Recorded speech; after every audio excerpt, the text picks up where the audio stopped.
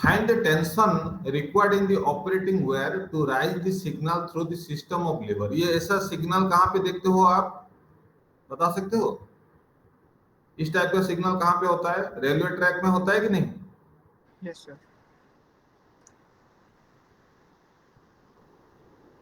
तो वहां भी ये सब काम आता है? क्या मालूम, तुम लोग पढ़ो तो पहले कहाँ कहाँ क्या क्या काम आएगा।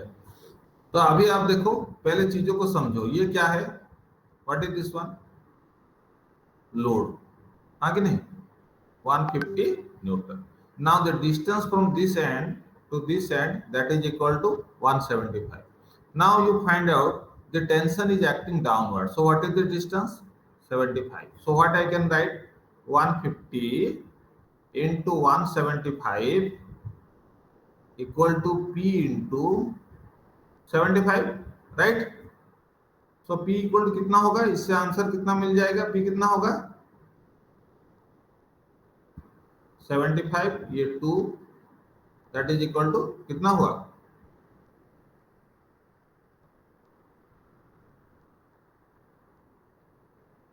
बोलिए। 175 into 2, 250। हाँ 350। सो 350 न्यूटन। ये हो गया कितना? ये टेंशन हुआ कि नहीं? यहाँ पे ये जो टेंशन, ये वायर में जो टेंशन है कितना हो रहा है कि नहीं? So the tension would be oppositely, it will be, ये क्या है? ये पूरा टाइट पोजीशन में है कि नहीं? राइट। तो ये टेंशन, इतना टेंशन क्रिएट कैसे करेंगे? जब आप एफर्ट यहाँ पे दोगे, and this is the fulcrum, you find out this F2 should be here, this is your F2, okay, this is the fulcrum. Now you right T into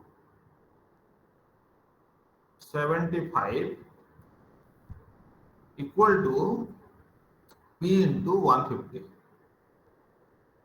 equilibrium condition दिखा रहा हूं कैसे। यहाँ पे देखो, ये सेंटर में है, यहाँ से ये डिस्टेंस कितना हुआ? 75। तो इस पॉइंट में ये मोमेंट कैसे प्रोड्यूस कर रहा है? इस टाइप का मोमेंट प्रोड्यूस करेगा कि नहीं? आप इसको खींचोगे तो ये किस तरीके से मूव करेगा? आप इसका पोजीशन कैसे होगा? ये आगे आएगा, राइट? और ये वाला पोजीशन कैसे आएगा? समझ में आ रहा है? समझ में आ रहा है कि नहीं आ रहा है? जब इसको आप दोगे इस डायरेक्शन में, तो इसका पोजीशन ये यही पॉइंट में ये चेंज होगा कि नहीं? तो इसका डायरेक्शन देख रहे हो, इस तरीके से आ रहा है, और इसका डायरेक्शन कैसे हो रहा है? ऑपोजिट। तो ये दोनों, इसका जो डायरेक्शन है, आप देखो T into 75, T into 75। अब ये जो पोजीशन, जो टेंशन है, ये एक्चुअली जब आप खींचोगे तो ये इस डायरेक्शन में देगा, लेकिन यहाँ पे तो मूव नहीं कर सकता। तो मूव कहाँ कर रहा है? बोलिए। ये टेंशन इतना क्रिएट होगा कि नहीं? तो P into 150, ओके। P का वैल्यू कितना है? 350 into 150 divided by 75 equal to T।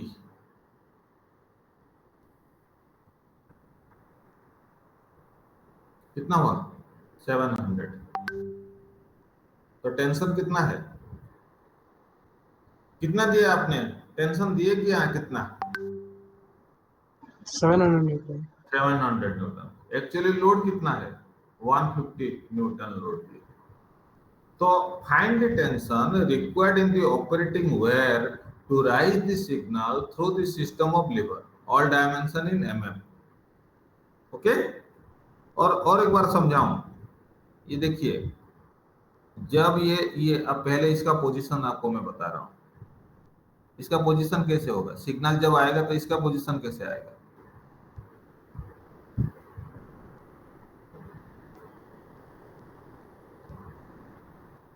इस पोजीशन में आएगा कि नहीं? हाँ कि नहीं? ओके। ये पोजीशन होने का मतलब क्या होता है? ग्रीन सिग्नल हुआ ना, रेड में है। अभी कौन सा पोजीशन में है? रेड में है।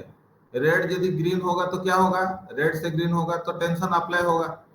सो आपका ये जब पोजीशन यहाँ पे होगा तो ये पोजीशन आगे खींचेगा कि नहीं? तो there would be tension in the wire. So what would happen if you apply the load? It will moves like this. Okay, any questions? No, sir. No, sir. Clear? Yes, sir. But I found a lot of silence in today class. क्या हुआ? अरे बाबा नहीं समझ रहे हो तो पूछो, Clear, sir. पूरा समझ में आ गया? Yes, sir. ओके, कितना है 700 न्यूटन। अभी ये क्वेश्चन देखो, this figure show a crank lever ABC,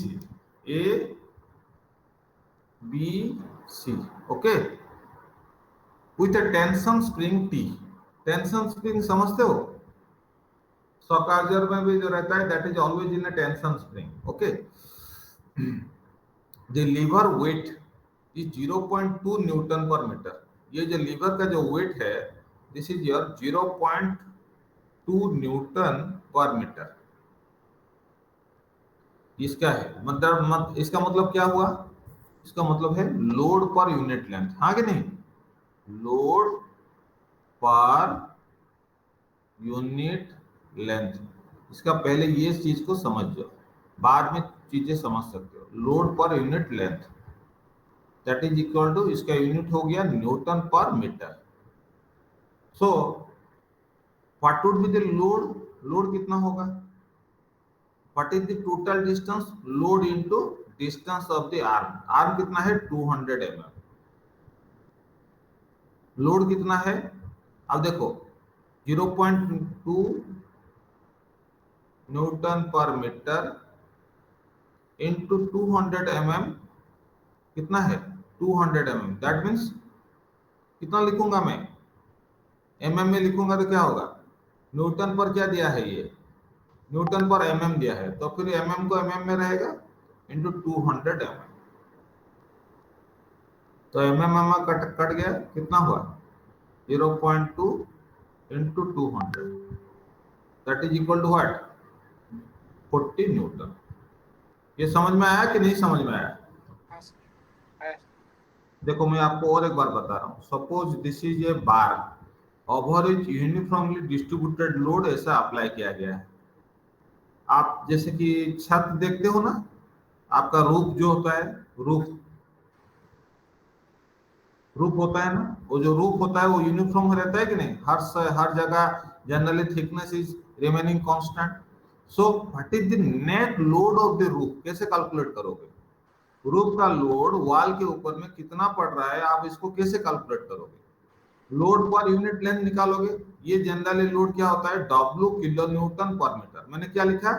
W kilo newton per metre. ये टोटल लेंथ सपोज होता है L मीटर। कितना है? L मीटर है। तो फिर लोड कितना हुआ? Load equal to W kilo newton per metre into L metre.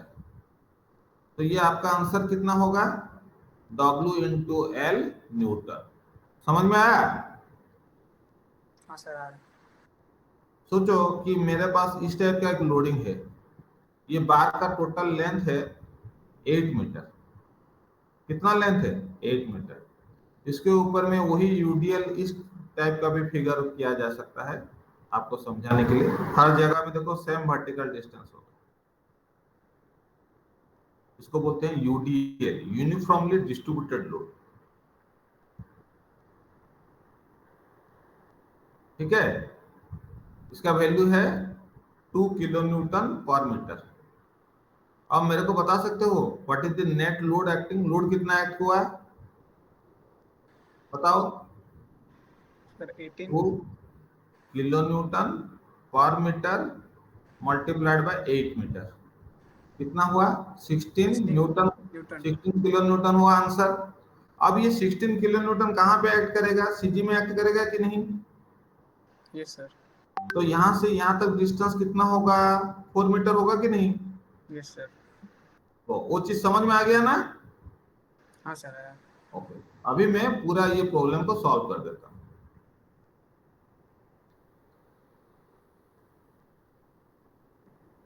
आप भी सॉल्व कर सकते हो, छोटा सा प्रॉब्लम।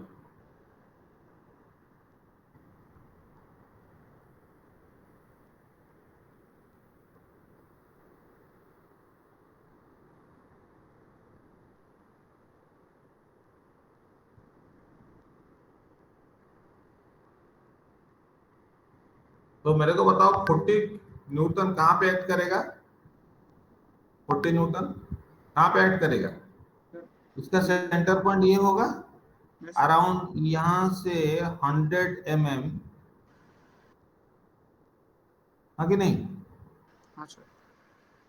यही पे एक्ट करेगा। That is equal to what?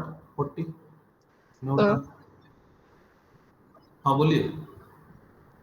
Sir वो जो सर ये तो 0.2 न्यूटन पर मीटर है सर, एंड ये हाँ तो सर मिलीमीटर में है नहीं सर. एमएम है, एमएम है। हाँ सर, अच्छा वो में है सर, तो इसलिए कंफ्यूजन है. ठीक है, 0.2 न्यूटन न्यूटन पर mm. मिलीमीटर। तो फिर 40 यस यस. न्यूटन हुआ ना। अब आप इसका टोटल कैलकुलेशन कीजिए। देखो 100, इसका मैं अप्लाई कर रहा हूँ, इक्विलिब्रियम डाल रहा हूँ, इक्विलिब्रियम ऑफ द लीवर। कुछ नहीं है, थोड़ा थोड़ा प्रैक्टिस करोगे ना बहुत इजी लगेगा। कुछ दिनों के बाद आप खुद बहुत कुछ करने लोगे। इक्विलिब्रियम ऑफ लीवर करेंगे। तो इसको यदि इक्विलिब्रियम होगा तो 100 न्यूटन इनटू, कहां पे इक्विलिब्रियम डालेंगे? बी पॉइंट में। फुलक्रम कहां पे है? ये आपका फुलक्रम है कि नहीं? और हिंज, ठीक है। तो 100 इंटू कितना मल्टीप्लाई करेंगे? 200 हो गया। ये कौन सा मोमेंट प्रोड्यूस कर रहा है? इस टाइप का मोमेंट प्रोड्यूस कर रहा है कि नहीं? ये भी कौन सा मोमेंट प्रोड्यूस करेगा? सेम, प्लस 40 इंटू 100, ठीक है। Yes, sir.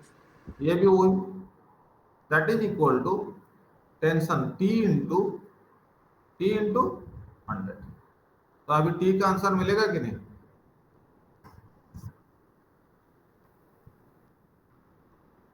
ये कौन सा मोमेंट दे रहा है? देखो यहाँ पे, हाँ कि नहीं? ये दोनों इस तरीके से आ रहे हैं और ये इधर से आ रहे हैं, तो बैलेंस कर रहा है सिस्टम। ओके, कितना निकला टी का वैल्यू?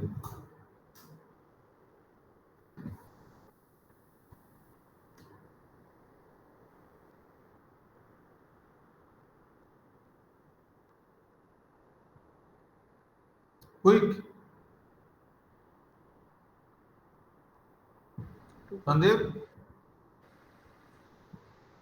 240 Newton. सर 240.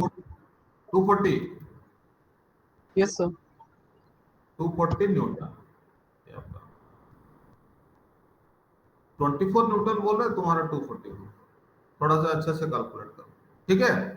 24 न्यूटन होगा, 24, अरे 240 होगा ना, 24 कैसे लिखा 240 है? आ रहा है सर. हाँ ये हाँ बुक्स में सर. गलत लिखा है। हाँ ठीक है। अब ये वाला क्वेश्चन देखो, ए लीवर एबीसी, ए लीवर को अच्छा से देखो, ए बी सी, पहले लेटर देखो, A B C, of a component of a machine is hinged at the point B and is subjected to a system of coplanar forces. So that means 200 newtons, 300 newtons, this P force all are lies in a plane, all are lies in a XY plane, समझ लो।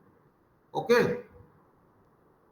ऐसा वाला कोई force नहीं है towards you, ये एक plane में ही है। Okay, neglecting the friction, find the magnitude of P, find the magnitude of P, ये P का वैल्यू कितना होना चाहिए to keep the lever in equilibrium? तो lever it should be stay in equilibrium. So what should be the value of P so that the lever should be in the equilibrium? Also determine the magnitude and direction of the reaction at the P. तो यहाँ पे जो reaction होगा वो reaction कितना होगा? A B का length दिया है, ए से बी का लेंथ दिया है, ए से बी का लेंथ दिया है, that is equal to what? 10 centimetre. ये वाला डिस्टेंस है 10 सेंटीमीटर। और यहां से दिया है ये आपका 12 सेंटीमीटर। करो।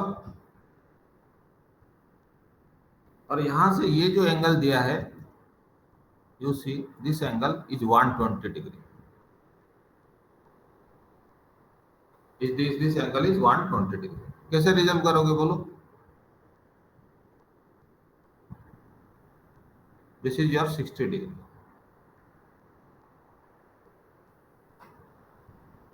और यहाँ पे आपका दिया है ये वाला एंगल दिया है आपका 30 degree.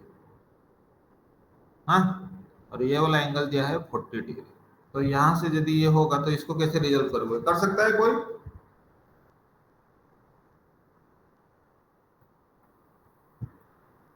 Do you have any class at 11:45? Sir, lunch breaks. So we are having a break, sir. Yeah. Oh, only within 5 minutes. First, I give this task. Let's any one of you try to solve the first part at least. Find the magnitude of P. P का value निकालो। Okay? निकाल सकते हो? Yes, sir. Sir पहले resolve करके उसका components निकालना पड़ेगा। रिजल्व करना पड़ेगा, इसीलिए तो मैं दिया हूं ना आपको। रिजल्व कर। Yes sir.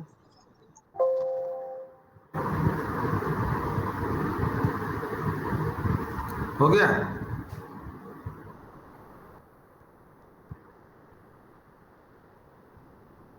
ठीक है। अरे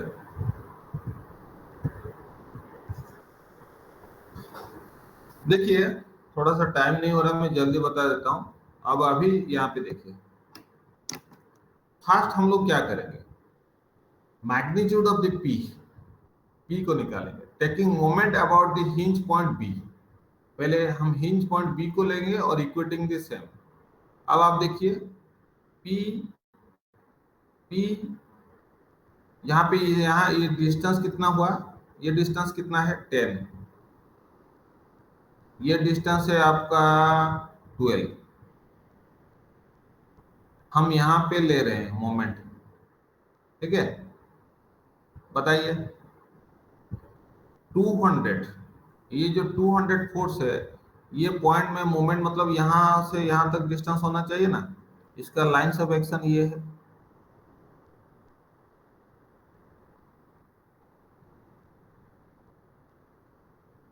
तो अभी मैं कौन सा बेस लूं? 12, ये वाला कितना हुआ? 12 cos 30 डिग्री हो गया। Yes, sir. समझ में आया? हाँ, sir. इस पॉइंट से इस पॉइंट तक जो डिस्टेंस है, परपेंडिकुलर डिस्टेंस, तो क्या हुआ? 200 इंटू 12 cos 30 डिग्री। ये कौन सा मोमेंट दे रहा है? इस डायरेक्शन में मोमेंट दे रहा है। दैट मीन्स कौन सा डायरेक्शन हुआ? Counter clockwise. समझ में आया? हाँ, sir. Yes sir. हाँ। अब नेक्स्ट फोर्स देखो, ये वाला फोर्स देखो, इसका लाइंस ऑफ एक्शन क्या है? ये लाइंस ऑफ एक्शन है। खाली सिंसियरली क्लास करो ना, समझ जाओगे। तो ये वाला परपेंडिकुलर डिस्टेंस हुआ कि नहीं? तो ये कौन सा फ्लो कर रहा है? इस डायरेक्शन में ही कर रहा है। ये जो फोर्स अप्लाई होगा, मोमेंट इस डायरेक्शन में होगा कि नहीं? Due to this force 300 newton की वजह से। तो फिर हम क्या करेंगे? Plus 300 into perpendicular distance. Perpendicular distance कौन सा मैं बोल रहा हूँ? ये वाला परपेंडिकुलर डिस्टेंस होगा कि नहीं? हाँ, sir. बोलिए। Yes, sir. तो ये मल्टीप्लीकेशन कितना होगा? 12 sin 30 डिग्री। Yes, sir. तो ये दोनों चीज यहाँ पे लिखा है ना, ये वाला और ये वाला। sin 30 डिग्री मतलब cos 60 डिग्री, सेम चीज है, no issue. Okay, so over. अब आप देखिए जो P वाला फोर्स है, इसका यदि हम ट्रायंगल करेंगे, इसको यदि हम P वाला फोर्स, ये P वाला फोर्स में हमारा क्या होना चाहिए? ये परपेंडिकुलर डिस्टेंस होना चाहिए।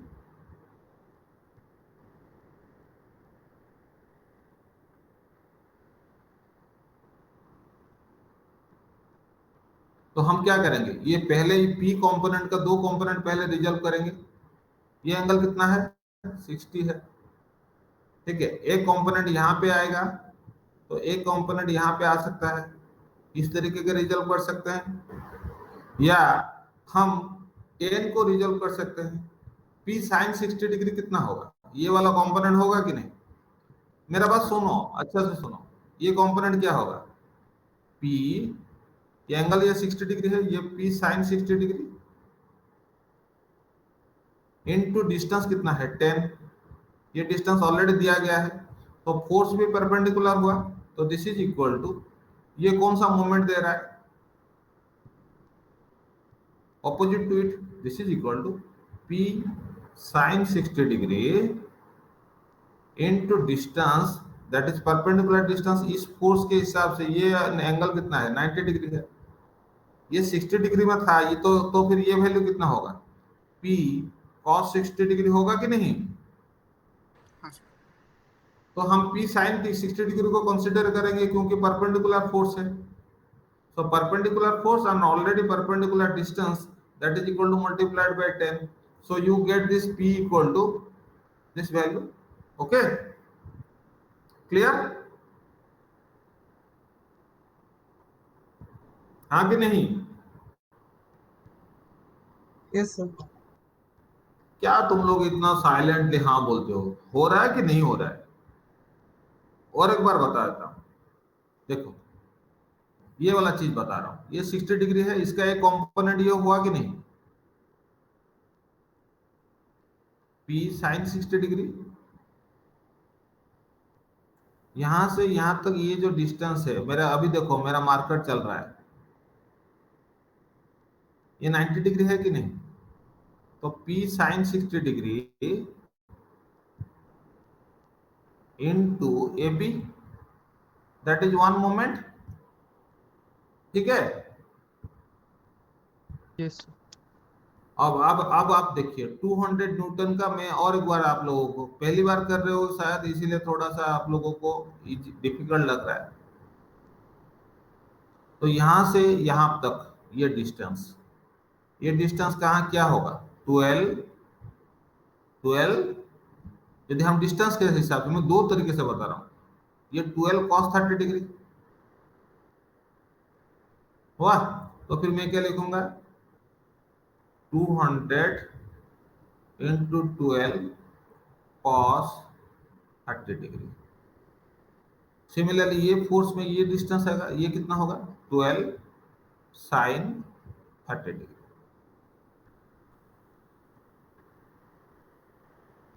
Three 12 sin 30 degree. तो इससे हमको अननोन क्या है, p का वैल्यू मिल जाएगा कि नहीं? ये हो गया आपका क्लॉकवाइज और ये दोनों हो गया काउंटर क्लॉकवाइज मोमेंट। अब आप यहाँ पे ये बोल सकते हो कि सर आप यहाँ पे इस तरीके से क्यों नहीं लिए, यहाँ पे भी मैं ले सकता हूँ, लेकिन मेरे को जहाँ पे सबसे सिंपलेस्ट पाथ जो मिलेगा मैं वो चूज करूंगा या कॉम्प्लिकेटेड चूज करूंगा। ये ऑलरेडी परपेंडिकुलर कंपोनेंट में है 200 और 300, लेकिन ये ऑलरेडी इंक्लाइंड में है, तो मैं ये 10 को क्यों फिर रिजल्व करूं, मैं डायरेक्टली ये p को रिजल्व करूंगा तब भी वही आंसर मिल जाएगा, राइट? बुक्स को पूरा फॉलो करना नहीं है, बुक्स से कॉपी करना नहीं है, बुक्स में जो एग्जाम्पल है उससे आपको समझने के लिए वो एग्जाम्पल दिया गया, आप उसके बाद अपने हिसाब से मैनिपुलेशन कर सकते हो, कोई जरूरी नहीं है बुक्स का हर स्टेप्स को खुद फॉलो करो, ओके? अंडरस्टूड और नॉट? Yes sir. ये आपका कॉस कंपोनेंट हो जाएगा ना, ये कंपोनेंट क्या होगा p cos 60 डिग्री, ये p cos 60 डिग्री का मोमेंट क्या होगा, जीरो होगा कि नहीं? इसका मोमेंट क्या होगा इस पॉइंट में, क्योंकि ये फोर्स यहां से पास कर रहा है ना, हाँ कि नहीं? इसका जीरो हो जाएगा, इसका कोई यूज नहीं, so only p sin 60 degree ही मोमेंट दे पाएगा, p cos 60 डिग्री बिल्कुल मोमेंट दे नहीं पाएगा। सिमिलरली यदि मैं इसको फोर्स के हिसाब से भी रिजल्व करूंगा तो बहुत डिफिकल्ट नहीं है। अभी देखो मैं इसको फोर्स के हिसाब से जो रिजल्व करता है, तो पहले मेरे को ये एंगल निकालना पड़ता है, ये एंगल कितना है 30, तो ये हो गया 30, देखो मैं ये यहाँ पे भी कर सकता हूँ, ये वाला हो गया 30, तो तो ये कंपोनेंट क्या है, 300 है कि नहीं? तो 300 में इसको लिख सकता हूं, ये कंपोनेंट हो गया 300 साइन 30 डिग्री। तो मैं लिखूंगा 300 sine 30 degree multiplied by distance BC। ये भी हो सकता है, जो करना चाहते हो कर सकते हो। अब मैं 200, ये फोर्स है, ये फोर्स का एंगल कितना है, ये 30 प्लस 90। यहाँ पे इसको आपको कौन सा डायरेक्शन में देना है, ये टोटल एंगल कितना होगा? देखो ये फोर्स का 200 फोर्स का एंगल कितना है, यहाँ पे कितना एंगल दिया है, 120 डिग्री दिया है कि नहीं? Yes sir. Yes, sir. तो 120 डिग्री का मतलब है 90 डिग्री प्लस 30 डिग्री। तो एंगल यहाँ पे इस तरीके से बनेगा ना। और एक बार दिखा रहा हूं, देखो ये फोर्स में, तो ये थोड़ा लंबा हो रहा है तो इसलिए ये स्टेप, ये 30 डिग्री हुआ। तो ये 30 डिग्री होगा तो अभी ये कंपोनेंट में क्या होगा, 200 cos 30 degree. So 200 cos 30 degree multiplied by BC equal to P sin 60 degree into AB। अब अप्लाई करके देखो होगा कि नहीं।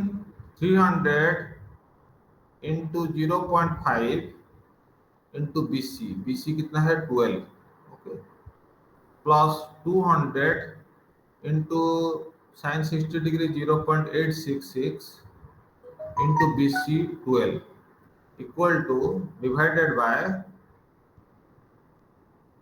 0.866 into AB, that is equal to 10. This is equal to P. Are you getting the same answer or not? निकालो कितना आ रहा है।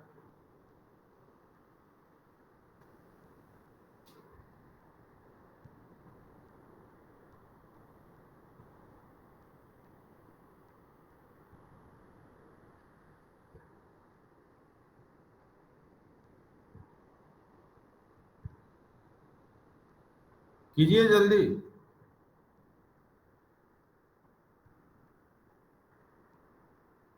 One 150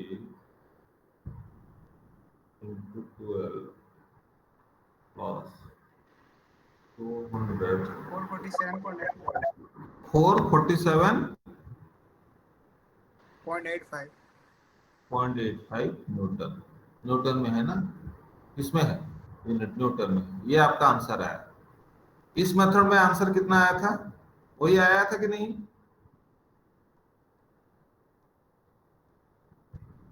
to 200 into 12 into 0.866 plus 300 into 12 into 0.5 divided by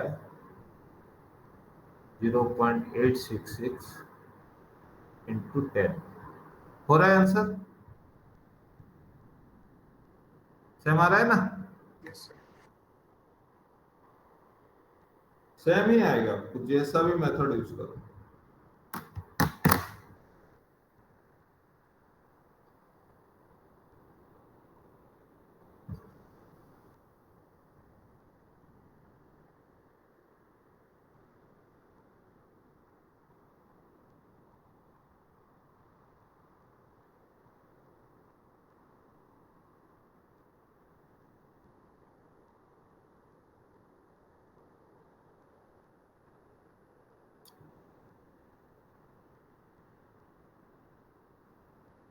हो गया।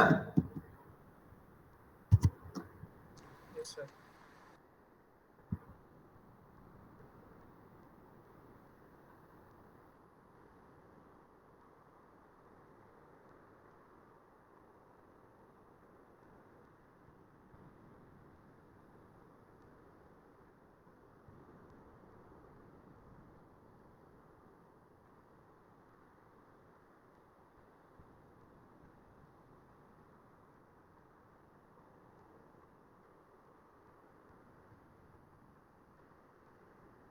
वही तो आ रहा है, तुम लोग तो कैलकुलेट भी नहीं कर रहे हो।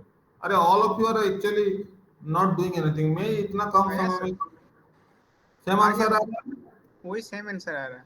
हाँ वही तो आएगा, जो भी प्रोसेस करो आंसर सेम होगा, ठीक है। वही आ रहा है 447.8। ओके, ना magnitude of the reaction at the point B. अब ये बी पॉइंट में रिएक्शन कैसे होगा? टोटल हॉरिजॉन्टल फोर्स ले लो, टोटल वर्टिकल फोर्स ले लो, then magnitude of that horizontal and vertical force, resolving all the forces vertically and horizontally। अब इसको यदि वर्टिकली एंड हॉरिजॉन्टली करेंगे तो आप लोग देख सकते हो ये ऑलरेडी वर्टिकल है और ये ऑलरेडी हॉरिजॉन्टल है, तो खाली रिजल्व करने वाला फोर्स क्या रहा? ये वाला फोर्स रहा, हाँ कि नहीं? तो ये फोर्स को हमको वर्टिकली और हॉरिजॉन्टली रिजल्व करना है ना। को पी साइन 60 डिग्री को कैसे करेंगे? पी को कैसे करेंगे? पी का एंगल कितना है? 60 डिग्री। अब इसको कैसे करेंगे बताओ? ऑलरेडी देखिए 200 न्यूटन वर्टिकल है, 300 न्यूटन हॉरिजॉन्टल है, ठीक है। अब हम खाली पी को निकालेंगे। पी को कैसे करेंगे बता सकते हो कि नहीं?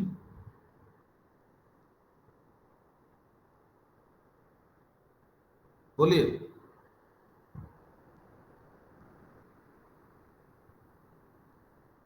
ये डायरेक्शन तो हॉरिजॉन्टल नहीं है ना, ये जो डायरेक्शन है this is not horizontal. Horizontal means this direction along this one, इस direction, so that would be the reaction। Vertical force balance each other कितना हो रहा है वो देखिए, ये आंसर है 300 plus P cos 20 degree. 300 plus ये इस डायरेक्शन में आ रहा है 300। अब आप देखिए यहाँ पे ये जो एंगल बताया है ये ऑलरेडी 40 डिग्री है। आप यहाँ पे भी एंगल देख सकते हो, ये ऑलरेडी कितना एंगल में है? 60 डिग्री है कि नहीं? यहाँ पे देखिए ये 40 डिग्री है ना, यहाँ से यहाँ तक। ओके, ये 40 डिग्री है। Yes sir. तो यदि मैं यहाँ पे एक तो horizontal line parallel line draw करूंगा तो ये एंगल कितना बनेगा? 40 डिग्री बनेगा कि नहीं? Yes sir. तो फिर ये एंगल जो बचा ये एंगल कितना होगा? 20 डिग्री होगा कि नहीं? Yes sir. तो 20 डिग्री होगा तो उसका एक कंपोनेंट यहाँ पे जाएगा, दूसरा कंपोनेंट इस तरीके से आएगा। Okay, yes sir. मैं थोड़ा सा निकाल देता हूँ इसको।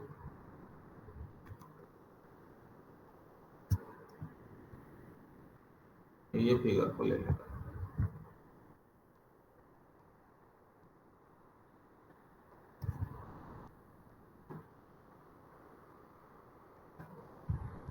अब आप देखिए लाइन खींच रहा हूं, आप खुद देखिए। ये लाइन दिख रहा है? यस अब सर। आप बोलिए। हाँ अब आप बोलिए, ये एंगल यहाँ से यहाँ तक जो एंगल दिया है ये 40 डिग्री है, तो ये वाला एंगल कितना होगा यहाँ से यहाँ तक? 40 डिग्री। तो उसके बाद ये कंपोनेंट में ये एंगल कितना बचेगा? 20। तो फिर ये कंपोनेंट इस तरीके से आएगा, दूसरा कंपोनेंट आज पर द ट्रायंगल्स लॉ इस डायरेक्शन में आएगा। ये जो कंपोनेंट आएगा ये हॉरिजॉन्टल कंपोनेंट है कि नहीं? Yes sir. तो इसका वैल्यू कितना आएगा? इसका कितना वैल्यू आएगा? ये वैल्यू का कितना है? P cos 20 degree towards this plus 300 Newton। So these are the two forces that is equal to summation of horizontal force। Similarly summation of vertical force क्या होगा? Equal to 200 Newton minus ये downward है, ये force कितना है? ये force P sin 20 minus P sin। ये हो गया summation of vertical, summation of P का वैल्यू कितना है? 400 समथिंग था ना, 447.89 ऐसा कुछ था, इनटू sin 20 डिग्री। कुछ वैल्यू आ जाएगा इक्वल टू 200 माइनस, तो इससे आपको रिजल्टेंट आ जाएगा, resultant equal to summation of vertical square plus summation of horizontal square root of, okay. ये आपका वैल्यू आ गया, मैग्नीट्यूड ऑफ द रिएक्शन हो गया ये 722.3। उसके बाद उसका डायरेक्शन वर्टिकल हॉरिजॉन्टल के हिसाब से कर, ओके, ठीक है। Yes, sir. Yes, sir. My request to all of you, do the problem. If you do a lot of problem, you will solve. If you solve, then you can understand. Looking at the mechanics, just like a mathematics, without practice, if you do, it has no use. थोड़ा थोड़ा practice करते रहो. I will give you few assignment within because for the last for so many days actually I am busy. Even yesterday I returned from Bhubaneswar at 12 o'clock at night, so I have not taken proper rest also because मेरा बेटे का भी वो admission के चक्कर में पूरा लगा हुआ हूँ, उसका हो गया है सब। एनीवे, ठीक है, thank you. Thank you. Thank you, sir.